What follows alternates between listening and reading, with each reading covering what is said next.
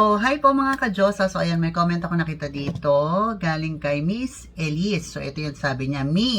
Chinek ko sa mismong website, wala po kahit anong SCD product. So, ang tinutukoy niya ay tungkol dun sa aking content ng SCD peeling skin lotion, FDA approved. However, Miss Elise, yung video po mismo na pinagkomenta ninyo ay actually, nandyan din yung video kung paano hanapin yung SCD product sa FDA portal.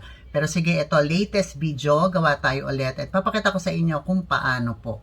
Ayan, Miss Elise, ito yung aking isang phone. So, i-check natin siya again sa ating website. So, i-search lang ang FDA portal verification. So, ayan, makikita nyo po yan. FDA portal verification. Then, i-click nyo po yan.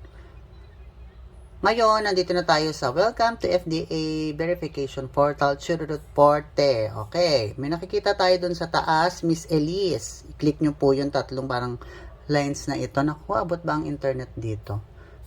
After nyo maklik yung tatlong lines doon, tingnan nyo dito sa, ano nga yun? Ito, cosmetic product, kasi cosmetic product siya, di ba? Cosmetic product notification. So, i-click lang natin yan. Kaya naglo-loading na siya. Ayan. Ayan po. I-search nyo lang yung SCD dyan. Yan, na-search ko na siya kanina kasi chinek ko. So, ayan. Nandyan yung mga product natin, Miss Elise. Ayan yung Sunblock, Gluta Blend Soap, Virginity Care, yung feminine wash natin, Lemon Peel Soap, Peeling Skin Lotion, Sunblock Rintit, Rejuve Set, Kojic, Dark Soap. Ayan yung mga product natin, Miss Elise. Ha? Bleaching lotion for the body, Sakura serum, etc. Ayan, peeling lotion ulit. So, marami siyang pages. 1, 2, 3. You can check all kung ano po yung product na hinahanap ninyo. But for sure, yung ating SCD peeling lotion yan. Nandiyan naman po siya, Miss Elise. Ha? So, yun lang mga ka-Diyosa. Hopefully nakatulong ang video na sa inyo kasi ilang beses ko na po nagawa ito.